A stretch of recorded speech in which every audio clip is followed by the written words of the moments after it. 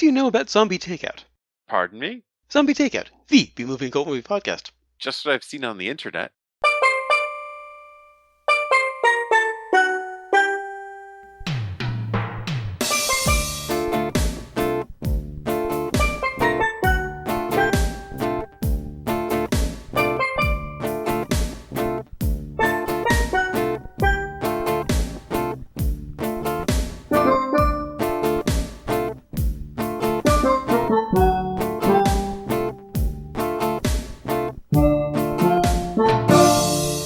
What's up? Welcome to episode 259 of Zombie Takeout. The B-Movie and Cult Movie podcast. I'm Uncle John. And I'm Scotto. And before we get to this week's movie, we've actually got some listeners submitted. It's been a while. It came pouring in this week, actually. Yeah, we actually have two.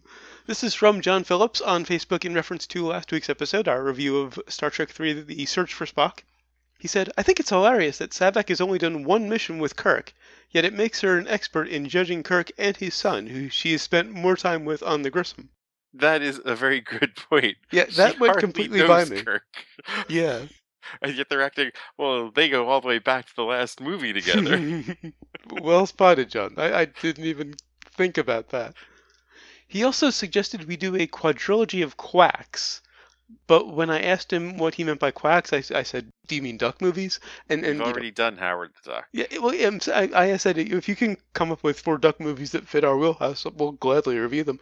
But he said that was the only thing he could come up with that started with Q. Also, we cannot do the Mighty Ducks movie because it's just not in our wheelhouse in now our wheelhouse. At all. And if it were, I don't think we would do it anyway. Yeah. Unfortunately, neither is Scream, because that would have made this week slightly more bearable. But before we get to that, a little more listener submitted. This is from Bruce Sardi, also on Facebook, just posted in general. He said, I listened to your trilogy of shit in the car, all at once. I almost drove into a tree. I felt like I needed to share that. I hope that means from... Well, that's what I said. I hope it means from laughing. Either way, I'm glad you missed the tree. And he said, it was kind of a mix between Make It Stop and I can't listen to any more anguish in Scott's voice. So this was during the trilogy of shit. Further in the discussion, I mentioned, when you start with I, Frankenstein and it all goes downhill, you're in trouble. He said he had to tap out like 20, 30 minutes into I, Frankenstein. And that was the strong movie out of that trilogy. Yeah. There's no doubt about that. Thinking about it, that basketball scene in Catwoman could very well be the worst thing ever shot in cinematic history. Very possibly, although there's a dance scene in this week's movie that reminded me of it. Just one more thing. Bruce said he listened to them all at once. That must have been a hell of a long car ride. Oh, yeah. For 3 episodes. We're not short. Anyway, on to this week's movie, which is from 1988, The Serpent and the Rainbow. This is our Wes Craven tribute. Sorry it had to be awkward. This movie. I guess I should start this from the beginning here and say before sponsors. I have a thing to clarify. I confused this with another movie. Oh, okay. Because you suggested this, but I think we both agreed that Scream was out of our wheelhouse, right, as was the Nightmare on Elm Street movies. And I've been trying to track down because there was another movie. I think it was called The Believers. Okay. Out around the same time that also had to do with like a voodoo cult. And I remember because it was something about a son being killed or someone losing their son and trying to get them back through voodoo magic and stuff. And I was like, wait, this is not the movie I remember.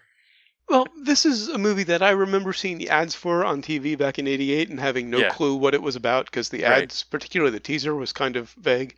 And every once in a while, I've looked it up on IMDb just to kind of, I wonder what that was really about. And it kind of slips my mind afterwards. Now I know why. Right. Now I've seen it, and I'll never wonder that again. Same here. But before we get on to the Bash Fest, of course that brings us to the impromptu plot summary. Sponsored by Zombinol. If symptoms persist longer than 12 hours, you're probably actually dead. And also brought to you by Haiti. They let them film this there. Yeah, but they will never make that mistake again. Well, really, before we do this, I think, I've been told that we should not speak ill of the dead So wherever Well, you yeah. go in life, there you are. Roll the show here. Well, yeah, I mean, everybody has their bad moments. We're not putting down Mr. Craven for this. He did the Nightmare on Elm Street movies, which are fun. I enjoyed the first couple of Scream movies. Good night. Drive safely, everyone. This isn't indicative of his work. This was just one bad call. Punch it out. See you. We should have done Nightmare on Elm Street too, probably. Much better than this. Anyway, so we have this doctor who is they start out in the Amazon, and I'm not sure what that Amazon story really has to do with anything, but he's in the Amazon, and he goes on a vision quest, and he plays with his spirit animal, which happens to be a cheetah. A jaguar, actually. Oh, jaguar. Okay. Yeah, you're right. Right. It said so on Wikipedia, and You're right. You're right. Somebody referred to it as the jaguar. Yeah. Anyway, and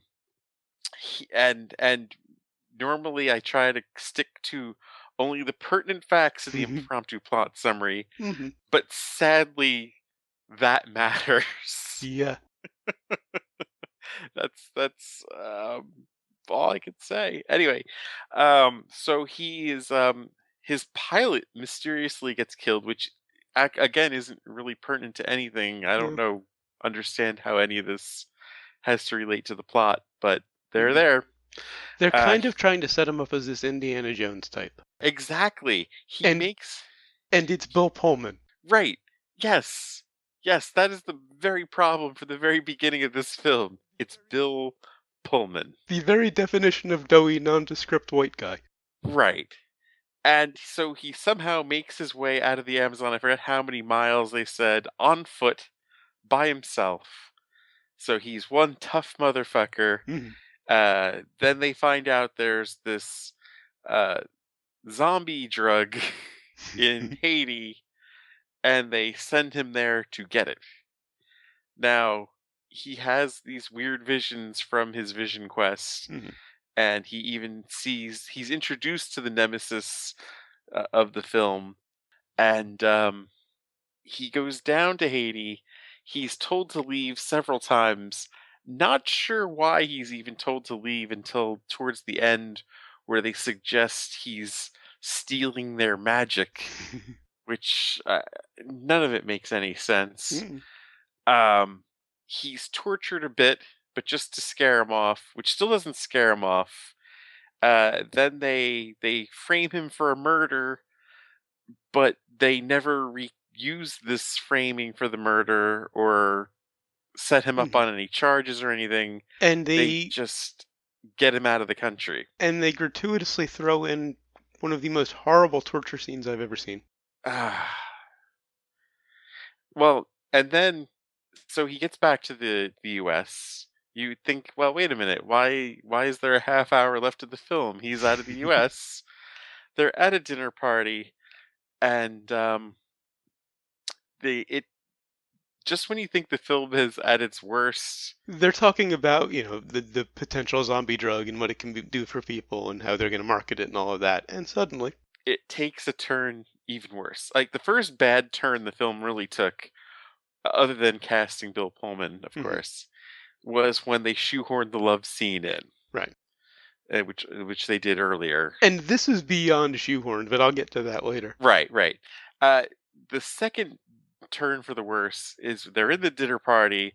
They've got 80s chick across from them.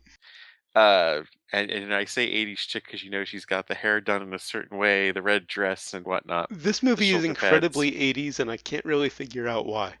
It is. It's kind of like a Miami Vice episode. It feels, actually, you're right. Shot in some ways. Yeah. But she suddenly gets on a table. Would have been better with Don Johnson. And it actually would have been, yes. She starts acting like she's performing some sort of voodoo ritual that you see earlier and acted earlier in there for no reason whatsoever. They're holding her down and whatnot. Before that, they had this modicum of truth to it, Yeah. they were going on this based on true events sort of thing, Right. and And this it was all really fairly happened realistic. until it got to that, and then it was, oh, this thing you call reality, we're Mhm. just going to toss this out the window and turn this Yeah. into another Nightmare on Elm Street movie. Mhm. Um, which I guess what they were expecting Craven to do, the studios, Yeah. they probably wanted another Nightmare on Elm Street movie without the Nightmare on Elm Street. Right. Without having to pay Uh, Robert Englund. so of course, the only way for him to resolve this is for him to go Back to back Haiti. to Haiti and confront um I forget his name. Is Oh, it Pedro? Fatrod, I want to say. The head of the Tauntaun Macoute. Patrod, yeah, Yeah, Patrod. the big bad. So yeah, to confront him, which of course just turns into what they foreshadowed several times. It's not, wait a minute, it's not even foreshadowed. No. It's telegraphed Yes. that he is going to get buried alive. Hmm. He actually dreams about it at one point. About halfway through Yes. the movie, well before it happens. Right, he dreams about it, and there's like there's several, I mean, it's talked about so much. It's so painfully obvious he is going to get buried alive. It's almost like those old movies with the, hey, that tray of banana cream pies you're walking around with. I wonder what's going to happen to them. Yeah. You don't suppose there's going to be a pie fight here? Yes, it's just that badly written. Yeah. And So he gets out. They find him. Was it Mozart who found him? uh, you know what? I'll save who got him out. Okay, for That later. that's one nice little surprise I thought that because I I was like forget. who the hell is gonna save him? Everybody else is taken Hmm. care of. Right. Um, and then of course, There's the big magic fight. holy crap! Like I was expecting either two extremes. One, he wasn't going to get there in time and she's killed Hmm. and it's like this downer and they just fucking go at it. Right. Or I was expecting him to come and save the day. Hmm. What I was not expecting, of course, was just the anarchy that erupted Yeah. in the middle of it all. I had to watch that staircase scene 3 times to see how the physics work. They don't. Interestingly shot scene though, huh? Oh yeah. They somehow put a staircase on a ceiling. That's the only way you could do it, right? He just walks through and suddenly either the room flips or gravity reverses. I don't know. So right, they confront each other, and then when you think it's at its worst, Hmm. the jaguar comes back in a cloud, Paul Winfield as the Jaguar. and hilarity ensues. Yeah. I'm just going to start with a bit of trivia. This is loosely based on the nonfiction book by the same name by ethnobotanist Wade Davis, wherein Davis recounted his experiences in Haiti investigating the story of Clairvius Narcissus, I'm guessing on that, who was Yeah. allegedly poisoned, buried alive, and revived with an herbal brew which produced what was called a zombie.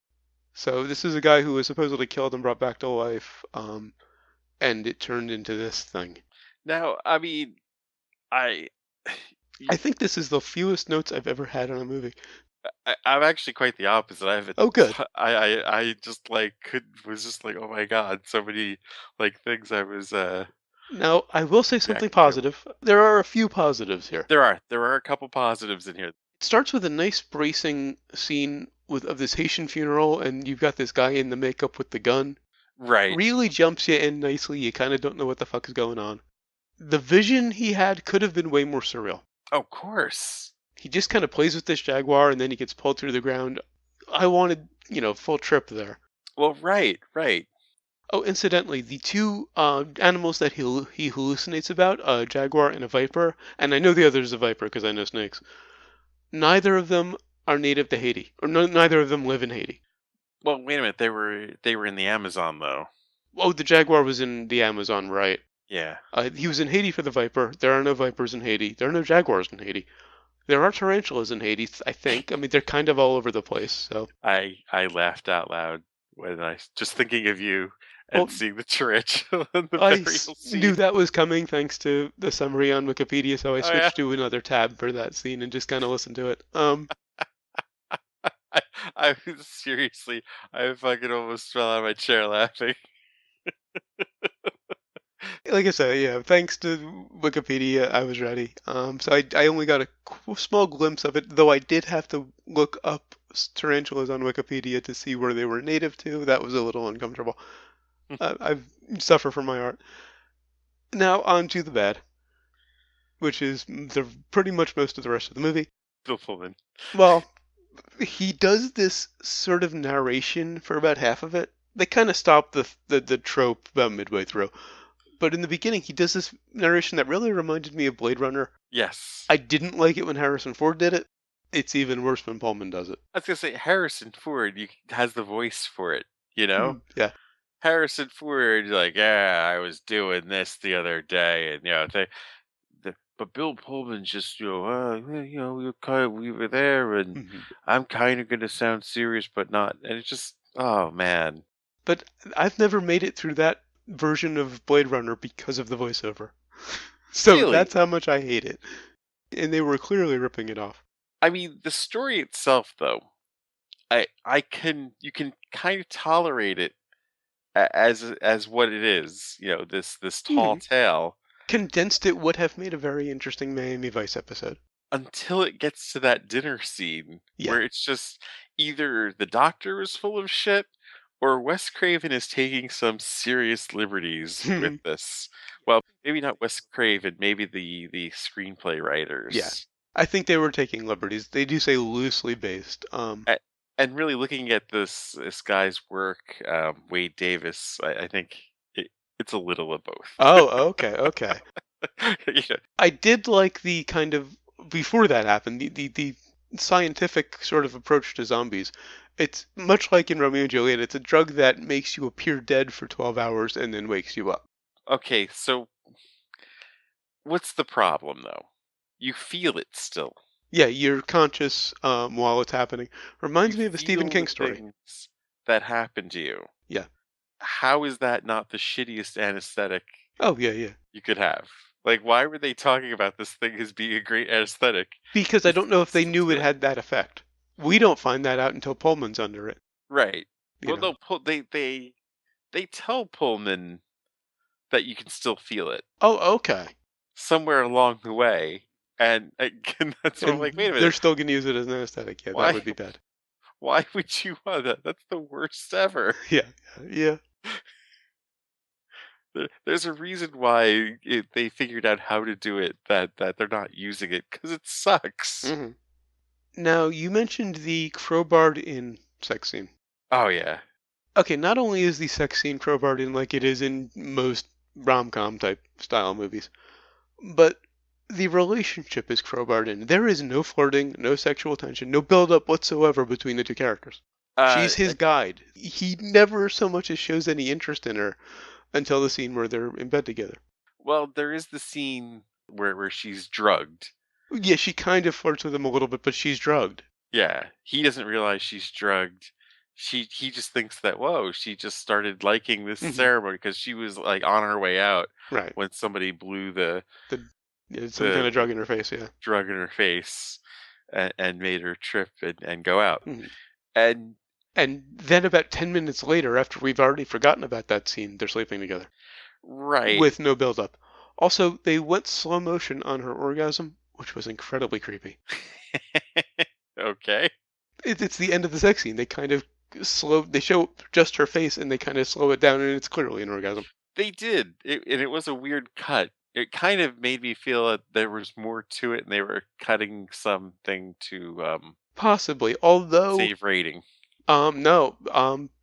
Craven has said that this is his one movie that went to the MPAA with no problems. It got an R with no cuts. Really? Okay. The original was 3 hours long in the first cut, so he did cut it down just for mercy's sake. Then that was just a bad cut then, Yeah, Mr. Craven. but the Sorry. MPAA was fine with the 3 hour version. You know, the director's cut was fine. It was an R. probably because they fell asleep. 3 hours of this, holy shit. Yeah. I was thinking 2 is too much. Um, anyway, first, half hour in, I was kind of trying to figure out if I liked this or not, like what this was. I mean, is was it interesting enough just to go over, the cultural aspects of what's going on in Haiti versus, voodoo culture? And then after the love scene, it was kind of like it was very uneasy for me because it was kind of giving me a racist vibe. A little bit, yeah, yeah. Like even the educated woman there, is just going to, become a primitive under the correct Hmm. circumstances. It just really kind of made me cringe a bit. Yeah. Oh, I have a bit about the accuracy compared to the book. A note is imposed on the final scene that states that scientists are studying the zombie powder, in quotes. They've never named it, and that what makes it work remains a mystery. There's also a disclaimer at the end of the closing credits which states that Davis came back with rare powders that are being subjected to intensive study in the US and in Switzerland, and that, apart from these facts, all other persons and incidents in the film are fictitious. The exception, of course, is Jean-Claude Duvalier, the Haitian dictator. Right. So he came back with rare powder that's being studied. That's the factual side. A lot of people have said that it's, he's a fraud. Uh-huh. That there's absolutely nothing. Oh yeah. Um, but think about it though. Things were tacked on because the coup did not actually occur until after the book. Yeah, that was in the early '90s, wasn't it? No, no. Well, there's been many, honestly. Oh, what I'm thinking of when Baby Doc was finally deposed. I think that was in the early '90s. That was Aristide, actually. So it was Aristide actually started coming to Oh, power okay. from this revolt. Okay, so this wasn't Baby Doc Duvalier. This was his son. That was his son. Okay. Right, his son was overthrown in this, Okay. and this happened a year after the book. Uh-huh. So that was just in for the movie, and of course it was a whole excuse to get him to come back to Haiti Right. and to have the climax in the Hmm. middle of which could have been a really cool climax to have the middle of a revolt Oh going yeah. on and all of this until it got turned into this Hmm. bizarre magic show. Yeah. Hand that idea to Terrence Mann. No, not Terrence Mann. Michael Mann. And cast anybody other than Bill Pullman, and it's a good scene. Right, I think like the villain in this, uh the actor, Zekis Mokau, I think. Okay. He could have been really interesting, I think, Hmm.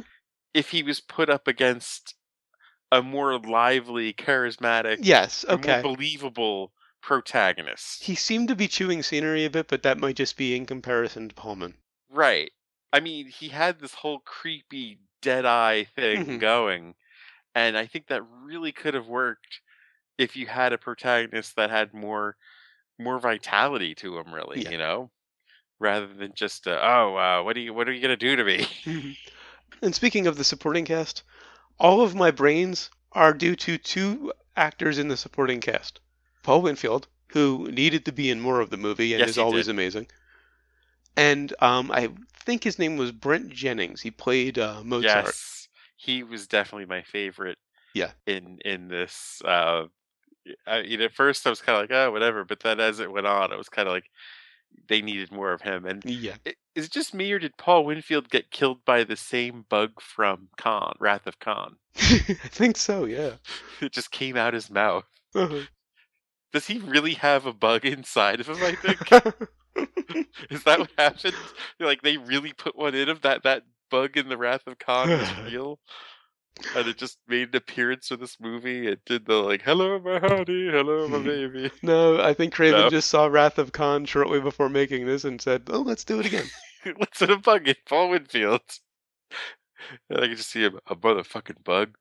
Um, also, probably my second favorite Chicago actor, second to Casey Chapman, of course. Francis Guinan makes an appearance in this. As He, I did not recognize him because he had hair back then, he's the American doctor checking out Bill Oh, Pullman. okay. So I was like, wow. Hmm. Now, overall, I'm gonna say this movie is actually a lot like Bill Pullman. Doughy, boring, and nondescript.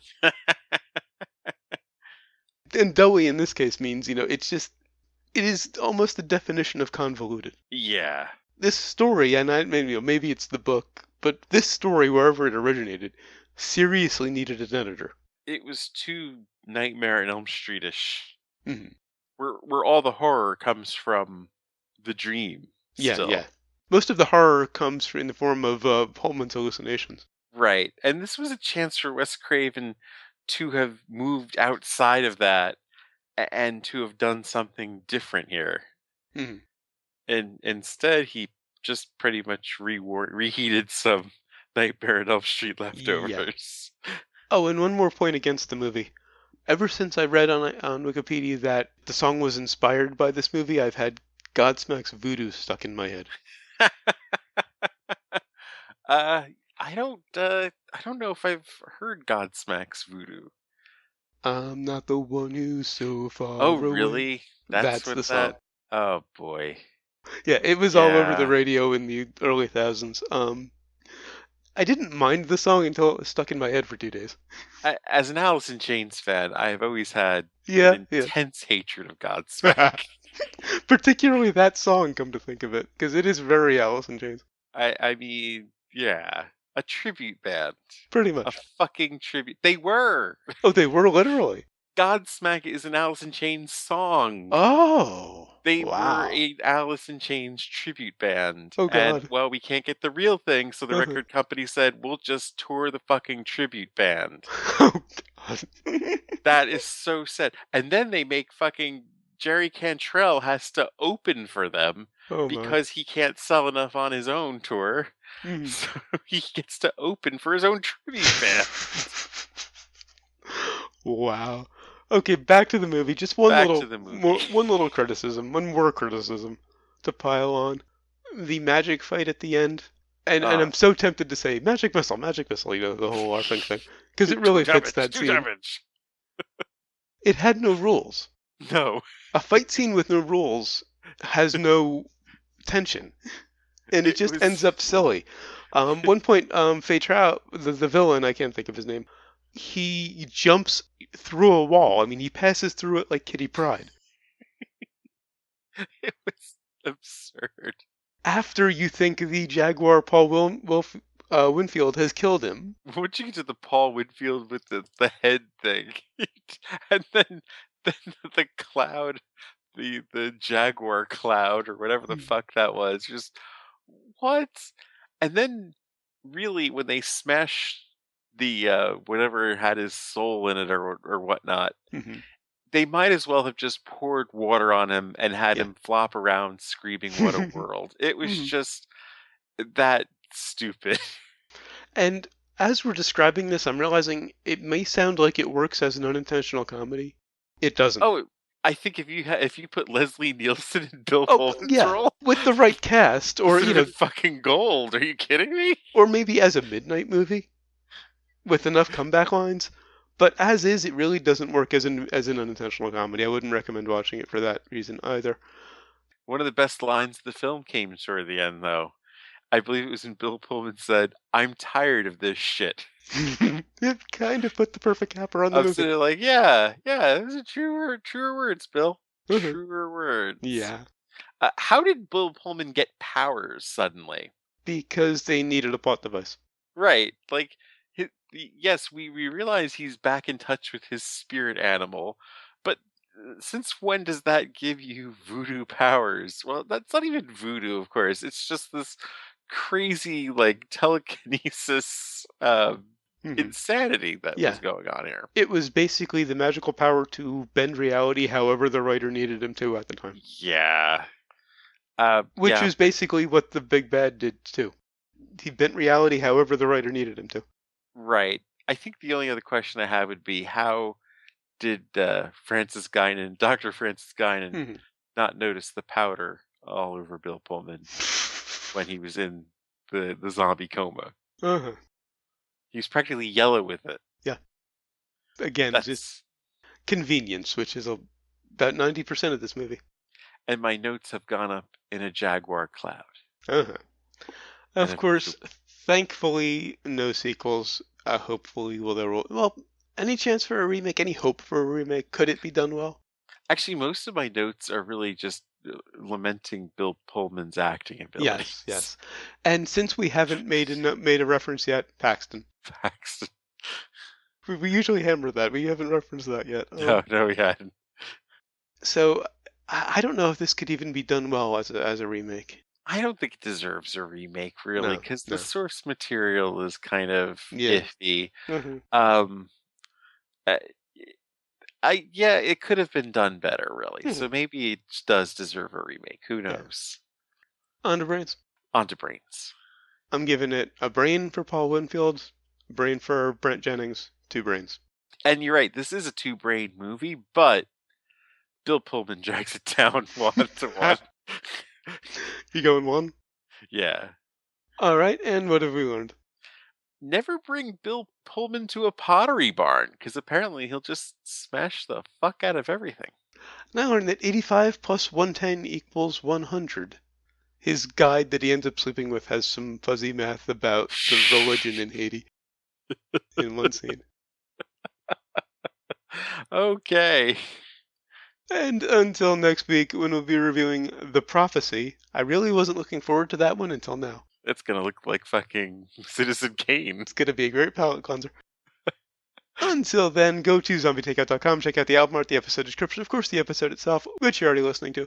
Links to find us on Facebook, Twitter, Google+, and YouTube. Links to subscribe via RSS and iTunes. Please leave us a rating and review on iTunes. We'd really appreciate it. Of course, also, if you enjoy the show, spread the word. Give us a little word of mouth. Of course, we appreciate all of the listeners we have, but more would be better. You'll also find the movie list, every movie we've reviewed so far, and every movie we are going to review. I think the end of the list is Pro Wrestlers vs. Zombies, just as a placeholder for whenever we get it. If we get it at this point. Of course, the request form, if you've got a movie you'd like to hear us review, please leave it on the request form. Please, nothing with Bill Pullman. And of course, the recommendations list.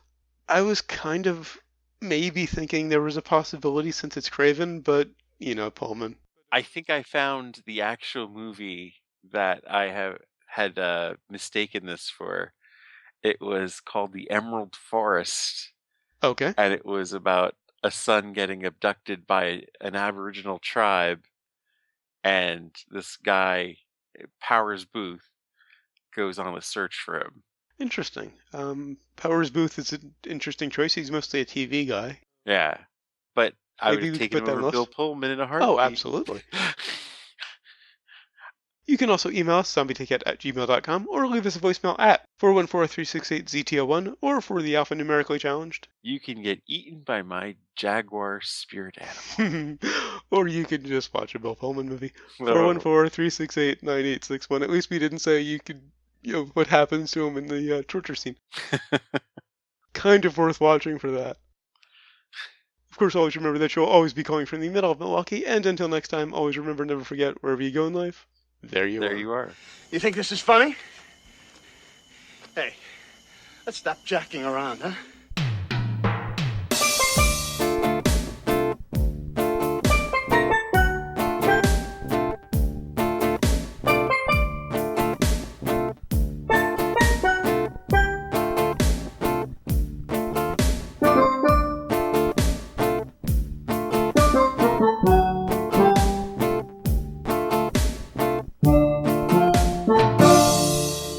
Recording, do your thing. Sure. Oh, I must thank Kuden from Amazon.com for letting me watch the rest of this movie and not having to pay for this twice, which I probably would have removed another brain if I had to pay for it again. A definite act of mercy. Yes. Thank you guys so much. That's kind of a shitty policy of only having 24 hours after basically you start watching the movie. Once you start watching, you have 24 hours, and it doesn't matter where you are in the movie. Once it hits 24, right, you're done. Google does the same thing. I've got this on Google. I actually rented this too. Yeah. And I paid a few bucks for it, and I made sure to get the clip tonight so that I'd never have to go back to it. Right. All right. Thanks for listening again. Just wanted to get that little thank you out there. Yes. Thank you. Talk to you next week. B-Movie and Cult Movie Podcast. Was there... Just what I've seen on the internet. Just what I've seen on the internet. Take that again, not laugh.